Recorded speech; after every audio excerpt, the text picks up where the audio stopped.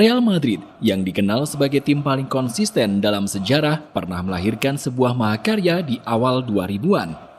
Muncul sebagai tim yang lekat dengan pemain bintang, El Real melalui Zinedine Zidane mampu merengkuh trofi Liga Champions Eropa ke-9 dengan cara yang menggelegar. Tepat pada tahun 2002, tendangan voli spektakuler Zinedine Zidane di final Liga Champions Eropa masih sangat diingat oleh para penggemar. Tidak hanya bagi elemen klub berjuluk Los Blancos, namun torehan yang diciptakan Zidane diakui sebagai salah satu mahakarya terbaik di partai final antar klub Eropa. Zidane meleburkan mimpi Bayer Leverkusen yang nyaris mencapai musim paling sempurna dalam sejarah mereka. Namun sayangnya, bagi Real Madrid, setelah sukses menahbiskan diri sebagai rajanya Eropa di tahun 2002, gelar juara seolah menjadi sesuatu yang tiba-tiba sulit dikejar. Real Madrid mengalami kekeringan prestasi, terutama di level Eropa.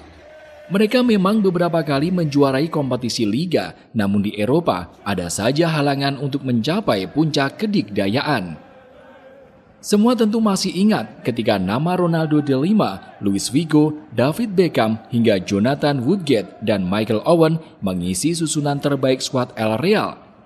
Meski punya kualitas terbaik di setiap lini, Real Madrid tetap gagal mengulang kisah sukses di tahun 2002. Berikutnya, ketika Florentino Perez resmi membuka Los Galacticos jilid kedua, terdapat nama Cristiano Ronaldo, Karim Benzema, sampai Ricardo Kakak yang membuat AC Milan jadi tim paling ditakuti di Eropa. Namun sekali lagi, racian yang belum tepat dari pelatih kepala membuat klub tersebut hanya terkesan menghambur-hamburkan uang. Akhirnya, penantian yang seolah tak berujung dapat mencapai muara saat sepak bola memasuki musim 2013-2014. Real Madrid seperti lelah melewati tahun tanpa merayakan kemenangan besar. Maka, mereka melakukan sejumlah keputusan yang dianggap vital untuk memberi perubahan pada sejarah klub. Menariknya, mereka memilih pelatih yang dianggap miskin taktik untuk menciptakan revolusi besar. Ketika pelatih-pelatih sebelumnya gagal membawa Real Madrid meraih kuasa di tangga Eropa, Florentino Perez tak mau ambil banyak ancang-ancang untuk melirik juru taktik anyar. Penguasa Real Madrid yang dikenal perfeksionis itu segera meminta manajemen untuk mendatangkan pelatih yang dianggap berkualitas. Setelah menyeleksi sejumlah kandidat, klub akhirnya memilih mantan pelatih AC Milan yang sukses memberikan 2 gelar juara Eropa, Carlo Ancelotti. Perez mengaku senang dengan kedatangan Carlo Ancelotti dan merasa bahwa pelatih asal Italia itu adalah sosok yang tepat untuk tangani Real Madrid. Di samping itu, Florentino Perez juga sekaligus memperingatkan Carlo Ancelotti bahwa Real Madrid punya beban dan tekanan yang lebih dari klub-klub Eropa lainnya. Ia adalah orang yang memiliki pengetahuan pertandingan yang hebat, pemenang yang intelijen, dan pribadi yang luar biasa. Ancelotti terbiasa dengan tekanan sangat tinggi selama karirnya sebagai pelatih. Tapi ia harus tahu bahwa segala tekanan yang pernah ia alami itu tak ada apa-apanya dibanding tekanan yang sedang menunggunya di klub ini. Di sisi lain, Carlo Ancelotti merasa siap mengemban tugas yang diberikan, yakni membawa Real Madrid meraih gelar juara. Aku suka sepak bola dan itulah mengapa Real Madrid menjadi impianku. Dan hari ini, mimpi itu jadi kenyataan. Dalam menjalankan tugasnya sebagai pelatih kepala, Carlo Ancelotti menegaskan bahwa mantan gelandang Perancis dan Madrid Zinedine Zidane akan menjadi salah satu asistennya di bangku cadangan bersama dengan pria Inggris Paul Clement. Aku tidak berpikir Real Madrid akan menjadi akhir karirku, tapi itu adalah harapanku. Aku akan berada di sini dalam jangka waktu yang lama. Guna meningkatkan kepercayaan diri dan mendapatkan ramuan yang pas, Carlo Ancelotti dibekali dengan sejumlah perombakan tepat guna yang dilakukan klub.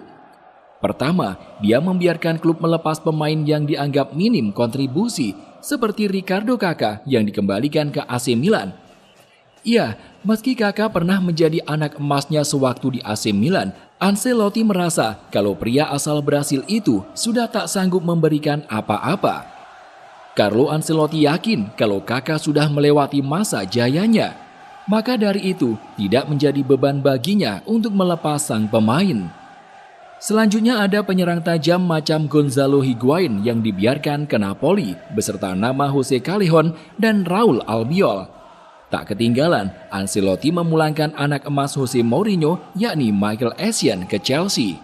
Masih belum cukup, klub juga melepas nama tenar macam Mesut Ozil ke Arsenal dan Ricardo Carvalho yang telah berusia 34 tahun ke Monaco. Soal Mesut Ozil, strategi ini sempat mendapat banyak kritikan dari sejumlah pihak, tak terkecuali Cristiano Ronaldo yang menganggap kalau Ozil masih sangat pantas berseragam Real Madrid. Namun sekali lagi, pemegang kekuasaan utama adalah Ancelotti. Dia punya cara sendiri untuk menjadikan skuadnya sangat efektif. Kendati kehilangan sejumlah pemain ternama, Ancelotti tetap merasa tenang. Sebab klub memberinya nama-nama hebat seperti Dani Carvajal, Isco, Jesse, hingga Gareth Bale yang jadi mega transfer ketika itu. Sudah dikritik karena melepas Mesut Ozil, Ancelotti kembali mendapat suara tak senada saat mendatangkan Bale dengan harga mahal. Namun ia sangat yakin dengan kualitas Bale dan segera memberikan pembelaan atas transfer megah tersebut. Sebagaimana diketahui, Madrid harus mengeluarkan uang sebesar 86 juta pound untuk mendapatkan winger asal Wolves itu. Harga yang sangat tinggi itu memancing banyak kritik terhadap Madrid. Pelatih Barcelona FC, Gerardo Martino menganggap Madrid tidak menunjukkan respek kepada dunia dengan membayar jumlah itu. Bukan hanya di Spanyol, keputusan Madrid itu juga membawa opini sepak bola Eropa. Tak sedikit yang menyebut bahwa harga Bale sudah keterlaluan. Akan tetapi, dengan mimik muka tenang, Ancelotti mengatakan bahwa Madrid sudah membayar sesuai harga pasar. Kami membayar nilai yang sudah ditentukan otomatis oleh pasar. Aku yakin ada beberapa tim yang bersedia membayar lebih mahal kepada Tottenham. Akan tetapi, Bale yang memutuskan sendiri untuk bergabung ke Madrid.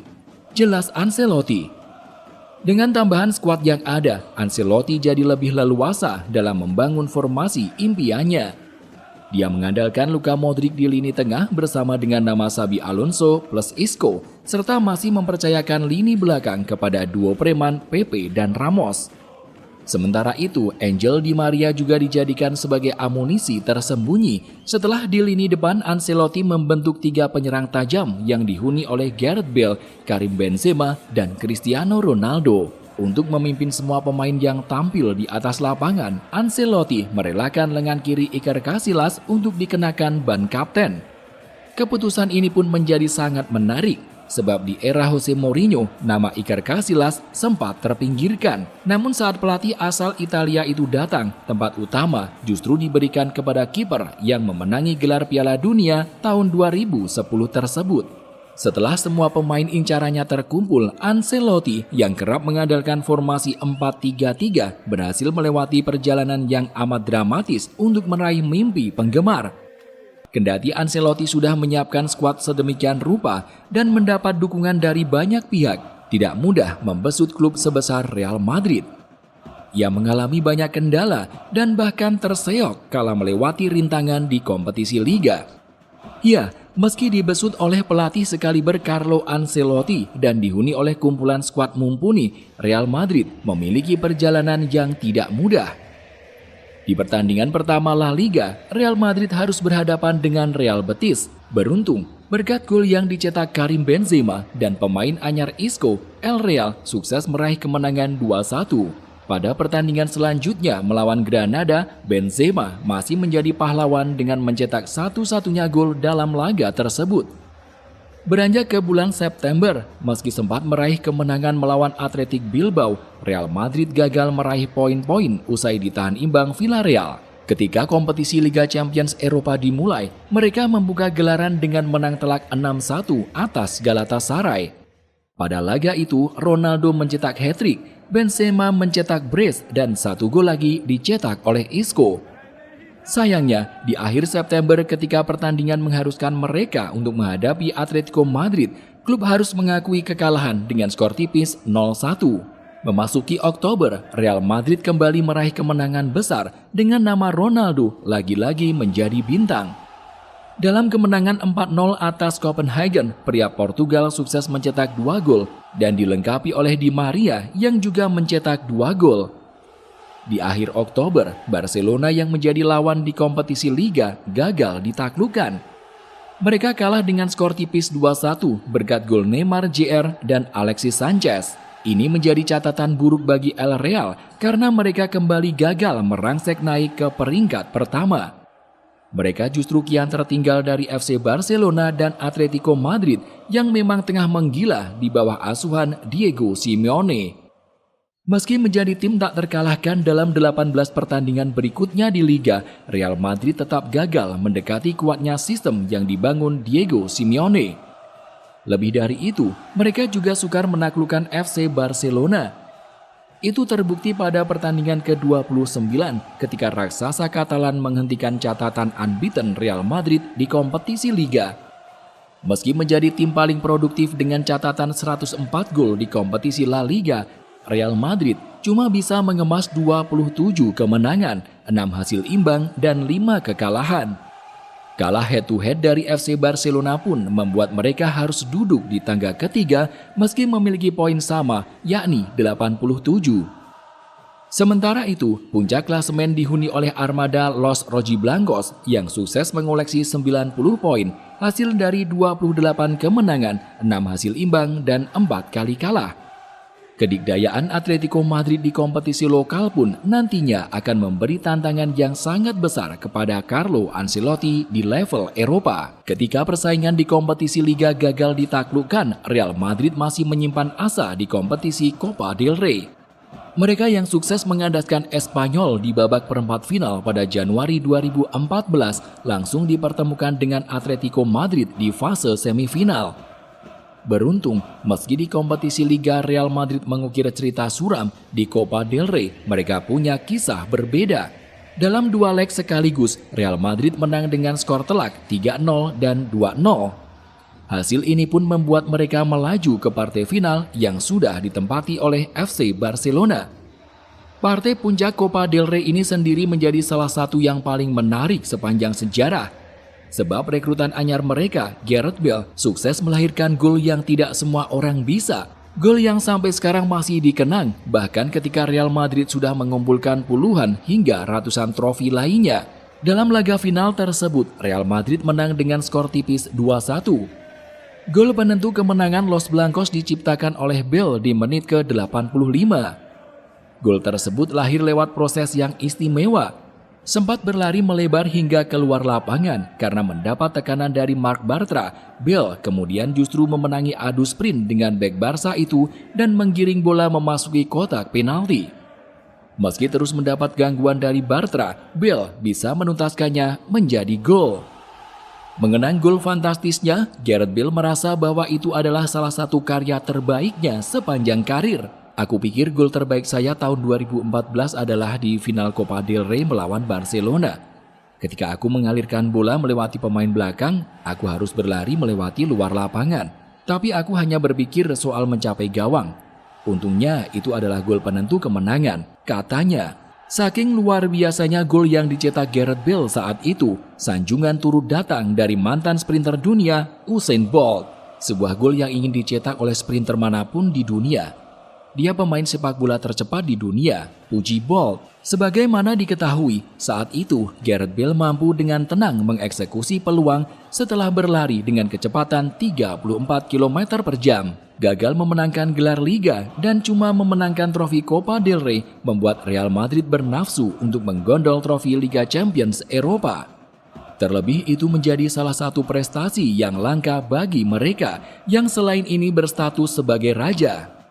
Menjadi jawara grup B dengan mengungguli tim-tim seperti Copenhagen, Galatasaray hingga Juventus, Real Madrid harus berhadapan dengan Schalke di babak 16 besar. Di atas kertas, Madrid memang diunggulkan. Maka dari itu, wajar bila mereka menang mudah dengan skor agregat 9-2. Di babak perempat final, lawan mereka adalah Borussia Dortmund, finalis tahun 2013. Tanpa kesulitan, Jurgen Klopp sukses disingkirkan dalam 2 pertandingan sekaligus. Madrid menang 3-0 di leg pertama dan 2-0 di leg kedua. Buah dari kemenangan tersebut, mereka kembali bertemu dengan raksasa Jerman lainnya, yakni FC Bayern. Tak disangka, sang juara bertahan sukses dilibas dengan skor agregat 5-0. Di leg pertama, Benzema membawa Madrid menang dengan skor 1-0. Sementara di leg kedua, Madrid menang dengan skor 4-0 melalui 2 gol Ronaldo dan 2 gol Sergio Ramos. Ketika di laga lain Atletico Madrid sukses kandaskan Chelsea, praktis Real Madrid bertemu dengan rival sekota di partai puncak. Bertempat di Estadio da Luz pada 24 Mei 2014, Los Blancos berhasil mendobrak sejarah dengan meraih trofi Eropa ke-10 mereka sepanjang sejarah alias La Decima. Trofi itu benar-benar mengubah sejarah Madrid. Sebab setelahnya mereka berhasil meraih 3 trofi lagi dan sekarang menyandang status sebagai salah satu tim terbaik dalam sejarah Liga Champions. Dalam laga yang amat dramatis itu, mental juara Madrid jadi tajuk yang sangat layak diangkat. Sepanjang laga, mereka harus menghadapi permainan Atletico yang saat itu terkenal tangguh. Terbukti, Madrid akhirnya kebobolan terlebih dahulu lewat aksi Diego Godin di menit ke-36. Kebobolan ini mengubah situasi semakin sulit. Atletico bertahan kian rapat dan Madrid kian kesulitan. Skor tak berubah sampai menit ke-90 membuat supporter Atletico sudah bersiap merayakan kemenangan. Namun, harapan mereka akhirnya dibuyarkan oleh Sergio Ramos di menit ke-90+3.